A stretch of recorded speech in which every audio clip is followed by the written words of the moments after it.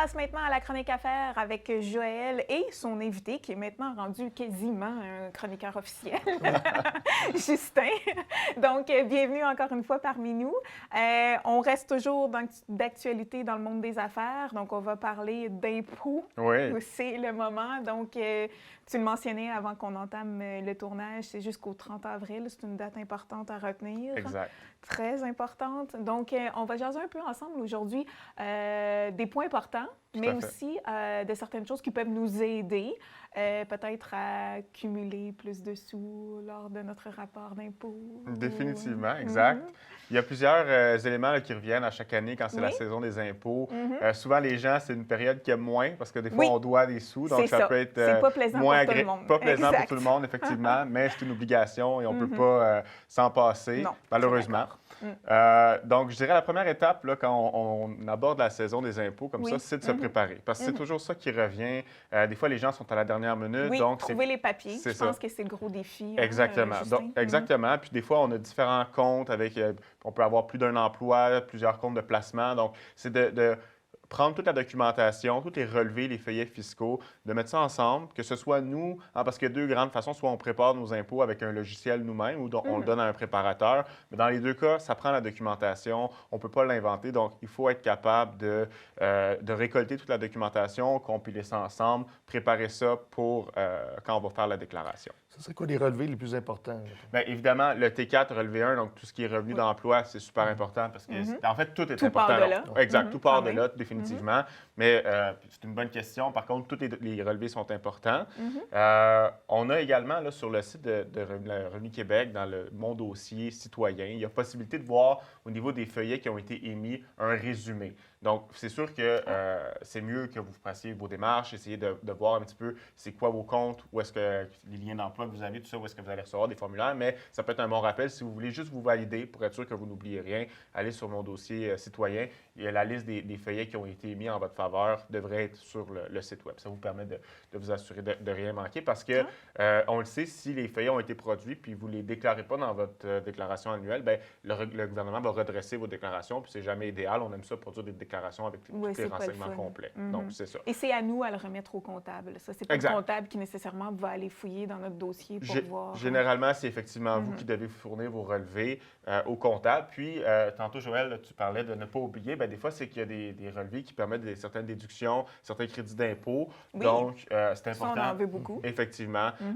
Puis, dépendamment de la situation dans laquelle vous êtes, à chaque année, il peut y avoir des changements. Donc, si vous déménagez, si vous avez un enfant, si vous achetez une première maison, il y a différentes situations qui vont engendrer des crédits d'impôt ou des déductions possibles au niveau du revenu. Donc, informez votre comptable ou quand vous faites les étapes avec le logiciel informatique qui vous permet de produire votre déclaration, respectez bien les étapes parce qu'il va vous proposer des solutions d'optimisation. Ça, c'est important parce que ça vous permet de réduire votre facture fiscale. Donc, d'être bien préparé avec l'ensemble de la documentation, d'arriver chez le comptable ou quand vous faites votre propre déclaration à l'ordinateur, de bien savoir là, dans votre situation dans laquelle vous êtes et de connaître les différences par rapport à l'année précédente vous permet de découvrir des nouvelles opportunités d'optimiser vos impôts.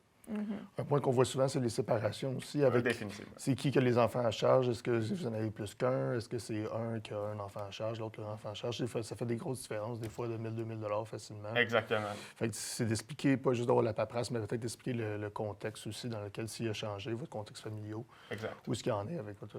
Tout à fait. Puis ça permet après ça au comptable de faire un bon travail, d'aller chercher le plus pour vous. Hein? Donc, de bien détailler, moi, ce que j'aime voir, là, c'est vraiment quand on résume, comme tu dis, la situation point par point au niveau des changements, s'il y a eu de l'évolution dans certaines sphères de la vie personnelle, bien, on veut le noter, on veut le divulguer pour être capable, justement, après ça, évidemment, de payer le moins d'impôts possible. Il n'y a personne qui aime payer nécessairement les impôts, donc on veut être capable d'en garder le plus possible dans nos poches et dans le fond, c'est ce que ça nous permet de faire. Est-ce qu'il y a beaucoup de choses qui varient d'année en année? Parce que moi, je me rappelle, il y a quelques années, on m'avait dit, au niveau des activités, quand tes enfants suivent des cours, au niveau sportif, artistique, on me disait, on ne sait pas si ça va continuer tel montant qui est déductible sur les impôts, c'était 500 $, je crois, à l'époque.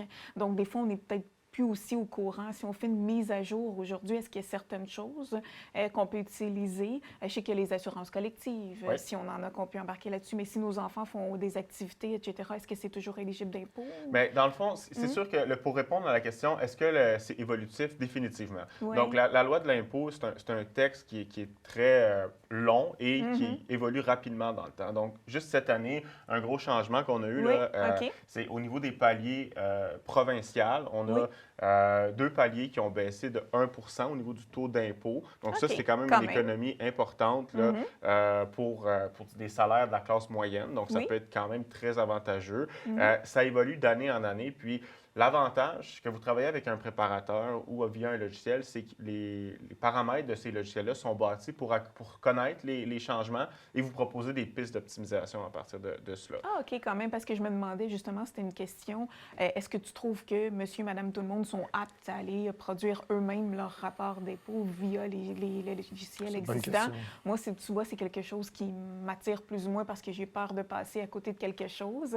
Effectivement. Mais- C'est une question personnelle. Dans le fond, ça Ouais. dépend vraiment de l'intérêt de chacun. Moi, je pense que c'est très guidé comme processus avec Quand les même, logiciels. OK. Donc, c'est étape par étape. Mais vous savez, si vous cherchez l'accompagnement, il y a beaucoup de personnes qui aiment être accompagnées par un professionnel qui est dédié à ça, puis c'est très bien aussi. Donc, c'est une question, des fois, c'est des gens qui ont de l'intérêt à pousser plus loin la réflexion, puis de devenir un petit peu autodidacte en la matière, qui vont chercher plus les logiciels.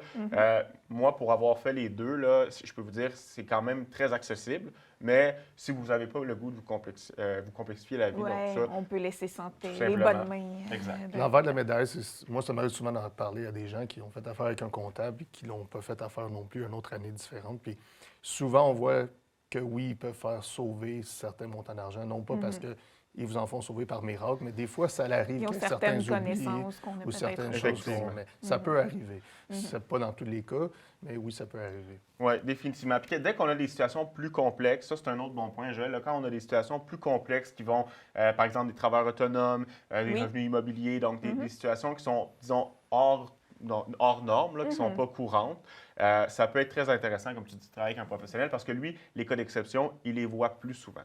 Donc, c'est sûr que quand on est à la maison, on travaille avec des situations complexes d'impôts personnels, bien là, ça peut engendrer des difficultés, mais le professionnel qui prépare, lui, va être habitué à ce genre de situation-là. Un autre conseil aussi que je pourrais donner, c'est si jamais vous êtes séparés, peut-être faire affaire avec le même comptable. Ouais. Ça arrivé des fois, justement, les enfants à charge, il y en a qui déclarent 2 enfants à charge d'un côté, il y en a un qui déclare 2 de l'autre. Ça arrive, ça ne marche pas. Quand on centralise toute l'information, même si vous êtes un couple qui n'est plus ensemble, ça l'aide parfois à régler certaines On peut se parler problématiques. aussi. Exactement. C'est Exact. moi qui déclare la garde en plein, toi partagé, etc. Exact. Moi, je ne vais pas chez le même, ça ne m'a jamais causé de problème là, à ce niveau-là, quand c'est clair. Là, mais bon, ça peut être des points importants peut-être à ce niveau-là. Puis dans les autres points, tu me disais qu'il y a une réduction pour nous aider. Est-ce qu'il y a d'autres points qui peuvent être intéressants pour nous aider justement à aller chercher des sous? Oui, bien là, en fait, c'est l'IAP qui a été inauguré l'année dernière, là, qui est un produit d'épargne pour les premiers acheteurs, Oui. qui permet de cotiser jusqu'à 8 000 C'est vrai. Et ça, c'est déductible. Donc, c'est un petit peu comme le principe du REER au niveau de la déduction. Oui. C'est soustrait à votre revenu d'emploi ou, dans le fond, votre revenu imposable. À ce moment-là, ce qui est intéressant, c'est que la déduction, vous pouvez soit la prendre dans l'année que vous cotisez à votre CELIAP ou vous pouvez la reporter également dans le temps. Donc, il y a un potentiel d'optimisation fiscale si cette année, vous avez fait moins, mais que dans le futur, vous pensez faire plus d'argent. Et de cotiser à des REER, on se dit, c'est important aussi pour nous Exact. aider. Est-ce que c'est une des seules choses au niveau de l'investissement qui peut nous aider, justement? Bien, le REER procure une déduction. Là, c'est certain qu'à C'est ça. à l'heure où on tourne la capsule, la période est terminée pour cotiser Oui, au REER. ça, c'est terminé. C'est terminé, Exactement. mais vous pouvez le faire. Tu sais, souvent, les gens attendent à la On fin de repart l'année, tout de mais on suite. repart. Puis Oui, c'est exact. important d'en prendre à chaque moment de l'année parce que ben, vous ne gardez pas tout pour la fin, puis vous mettez vos sommes à investir plus longtemps là, quand on les met périodiquement à travers l'année. Ça peut être intéressant de profiter des hauts et des bas du marché pour acheter à chaque trimestre ou à chaque mois, par exemple. Donc, d'automatiser ces cotisations, ça présente un certain avantage de ce côté-là.